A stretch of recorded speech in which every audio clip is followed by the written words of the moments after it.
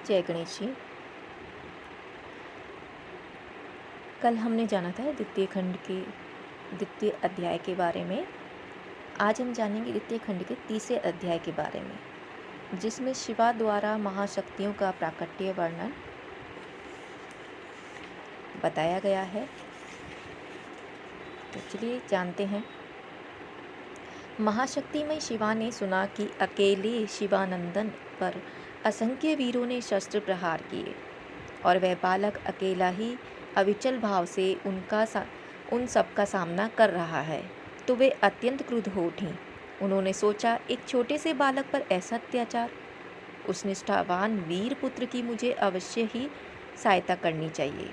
ऐसा निश्चय कर उन्होंने तुरंत ही 2 महाशक्तियों को प्रकट किया। उनमें से एक काजल के पर्वत जैसी विशालकाय भयंकर एवं खुले हुए मुख विवर वाली और दूसरी विद्युत के समान जाज्वल्यमयी थी। उनकी अनेक भुजाएं थी। शिवा ने उन्हें आज्ञा दी, जाओ द्वार पर गणेश की सहायता करो। महाशक्तियां चल पड़ी। उस समय तक देवगणादि पुनः संगठित होकर पुनः आ डटे थे। यह देखकर दोनों शक्तियां सक्रिय हो गईं और प्रथम शक्ति देवगणादि द्वारा छोड़े गए आयुधों को अपने मुख में लेती और फिर उन सब पर भीषण अस्त्रों की वर्षा करने लगती। दूसरी शक्ति विपक्षियों पर प्रहार करती हुई उन्हें भयंकर यातना देती हुई त्रस्त करती। इस प्रकार दोनों महाशक्तियाँ अपने अमोघ प्रहारों और भयंकर कर्मों से अद्भुत लीला करने लगीं, किंतु वे देवियाँ कभी प्रत्यक्ष और कभी अप्रत्यक्ष रहीं। तब पार्वती नंदन ने निरंतर अकेले रहकर ही विपक्ष की असंख्य सेना को रौंद डाला। जैसे मंदराचल द्वारा समुद्र का मंथन किया था, वैसे ही अकेले शिवापुत्र ने शिवजी की दुस्तर विशाल सेना का मंथन कर डाला।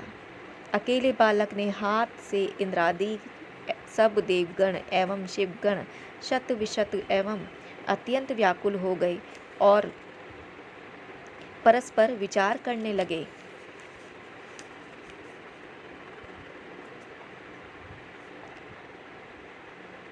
किम कर्तव्यम क्वे गंतव्यम ज्ञानते दिशो दश परिधम ब्राह्म यत्येष शव्या पश्यमेव च। अर्थात, कहो क्या करना चाहिए, कहाँ जाएं?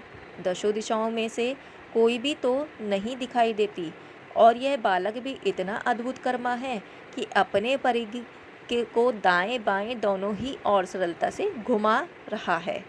इस प्रकार किसी को भी कुछ दिखाई नहीं दे रहा था। सभी भागने के लिए दिशा खोज रहे थे। उस समय नारद आदि ऋषिगण तथा अप्सराएं आदि अपने हाथों में पुष्प और चंदन लिए उस अत्यंत भयंकर युद्ध को देख रहे थे। वे सब भी आश्चर्यचकित थे कि ऐसा युद्ध कभी नहीं देखा। शिवापुत्र के समक्ष विपक्षी सेनाएं अब अधिक न टिक सकीं।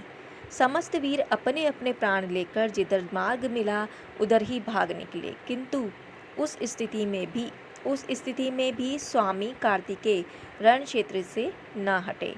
वे धैर्यपूर्वक युद्ध में डटे रहे, किंतु उनके सभी आयुध कट कट कर गिरते जा रहे थे। अंत में अपने समस्त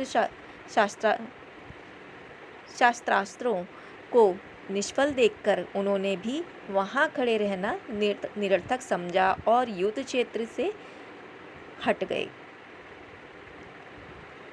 सभी आहत एवं भयभीत देवगण आदि भगवान नीलकंठ की शरण में पहुँचे और उनके चरणों में दंडवत करते हुए बोले, त्रिलोचन सर्प विभूषण रक्षा कीजिए। बोले, त्रिलोचन सर्व विभूषण रक्षा कीजिए। अब तक अनेकानेक युद्ध हमने देखे, किंतु ऐसा तो कहीं देखा न सुना कि अकेला बालक ही असंख्य देवगणों, प्रमथों और शिवगणों को पराजित कर दे। उसके महान पराक्रम की तो था ही नहीं है। अब आप ही कोई उपाय कीजिए जिससे उस पर विजय प्राप्त की जा सके। आइए आगे जानेंगे। शिवजी का युद्ध के लिए गणेश की ओर जाना। भगवान शंकर ने देवताओं और अपने गणों की आर्त पुकार सुनी तो क्रोध में भर गए। उनके नेत्र लाल हो गए, भौहें चढ़ गईं और भुजाएं फड़क उठी। वे तुरंत ही गणेश की ओर चल दिए। यह देखकर समस्त देवता और शिवगण भी उनके पीछे पीछे चल पड़े। देवताओं ने शिवजी को युद्ध के लिए तत्पर देखा तो उनके पावन चरणों में प्रणाम करके पुनः में कूद पड़े। इस बार भगवान विष्णु भी गणेश जी के सम्मुख जा पहुँचे। युद्ध आरंभ हुआ तो गणपति ने के दंड प्रहार से व्याकुल होकर युद्ध से हट गए। शिवजी ने देखा कि भगवान श्रीहरि को भी पराजय का मुख देखना पड़ा और देवराज इंद्र पहले ही साहस छोड़ चुके हैं, तो वे सोचने लगे कि इस बालक पर कैसे विजय प्राप्त की जाए। धर्म युद्ध द्वारा तो इसका वश में आना कठिन ही है, इसलिए इसके साथ कोई चाल चलनी पड़ेगी। यदि यह मारा जा सकता है तो केवल छल से ही, अन्य कोई उपाय संभव नहीं है। ऐसा निश्चय कर शिवजी अपनी विशाल सेना के मध्य जा खड़े हुए। उनके संकेत से भगवान विष्णु भी वहां आ गए। संगीत का वातावरण बना जिसमें शिवगणों ने नृत्य आरंभ कर दिया। तभी विष्णु बोले, नीलकंठ, आप यह तो मानते ही हैं कि इसे छल किए बिना मारना संभव नहीं है, तो मैं इसे मोहित किए देता हूँ।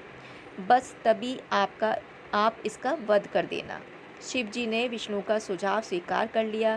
त्रिलोकीनाथ श्री हरि ने के विचार को पार्वती जी की दोनों महाशक्तियों ने जान लिया और वे गणेश जी को अपना पराक्रम प्रदान कर वहीं अंतर्ध्यान हो गईं। इधर भगवान विष्णु शिवजी का स्मरण करते हुए गणेश जी को मोहित करने लगे। तभी शिवजी ने अपने हाथ में त्रिशूल उठाया और प्रहार करने को हुए। तभी गणेश जी ने अपनी महिमामयी माता पार्वती जी का स्मरण कर शक्ति प्रहार किया। वह शक्ति प्रबल वेग से जाकर लगी, जिससे उनके हाथ से त्रिशूल छूटकर दूर धरती पर जा पड़ा। अपने त्रिशूल की यह दुर्दशा देखकर दशभुज शिवजी अत्यंत क्रोध में भर गए।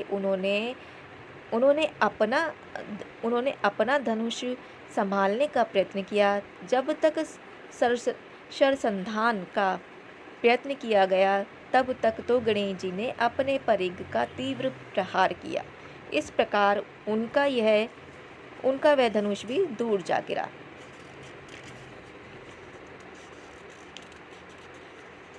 इस प्रहार में उनके एक ओर से 5 हाथ आहत हो चुके थे, इसलिए अन्य 5 हाथों में उन्होंने 5 त्रिशूल संभाले, किंतु उनके प्रहार से पूर्व ही गणपति के परिघ प्रहार द्वारा वे निष्फल हो गए। इससे शिवजी बड़े चिंतित हुए। उन्होंने सोचा, इस बालक ने जब मेरी ही ऐसी दशा कर दी तो अन्य देवताओं और गणों की तो बात ही क्या है। शिवजी इस प्रकार विचार करते हुए खड़े थे। इसी समय गणेश ने अपने परिघ प्रहार से देवताओं और शिवगणों को पुनः विचलित कर दिया। इस कारण शिवजी ने के समीप रहकर युद्ध के लिए प्रस्तुत देवसेना और शिवसेना अपने अपने प्राण लेकर विभिन्न दिशाओं में भागने लगी।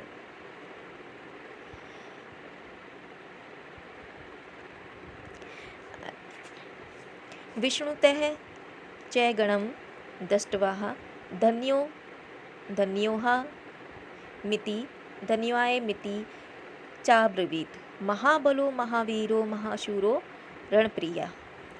अर्थात गणेश जी को इस प्रकार से अत्यंत उग्र और अजय देखकर भगवान विष्णु कह उठे, यह बालक धन्य है, अत्यंत बलवान, वीर, महाशूर और शुद्ध और युद्ध प्रिय है। इसकी क्षमता कोई भी देवता, दैत्य, राक्षस, गंधर्वादि नहीं कर सकता। तीनों लोकों में यह अनुपम तेज, रूप, शौर्य एवं गुणों से संपन्न है। भगवान विष्णु इस प्रकार कह ही रहे थे कि गणेश जी ने अपना परिघ उठाकर उन पर प्रहार किया, जिससे कुपित हुए श्री हरि ने अपने चक्र को प्रेरित कर परिघ के 2 खंड कर दिए।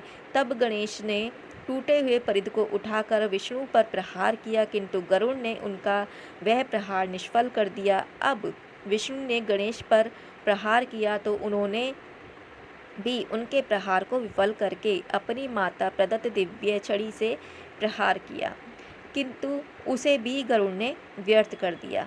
इस प्रकार अवसर का लाभ उठाने के लिए शिवजी ने गणेश पर अपने तीव्रतम त्रिशूल का प्रहार किया। उस समय गणेश जी उनकी ओर से असावधान थे, इसलिए प्रहार को बचा न सके। त्रिशूल उनके कंठ पर जाकर लगा, जिससे उनका मस्तक कटकर जा गिरा। गणेश का मस्तक कटते ही देवता हर्षित हो गए। शिवगण भी उल्लास में झूम उठे। भगवान शंकर का जय जयकार होने लगा। धरती पर बागों के साथ नृत्य नृत्य संगीत चलने लगा।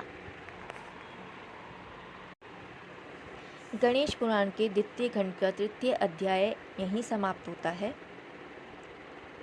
आगे फिर से चतुर्थ अध्याय में हम जानेंगे गणेश जी के बारे में और किस तरह से वो गणेश जी बने, किस तरह से उनका मस्तक जब हट गया तो उसके बाद की कथा हम आगे जानेंगे।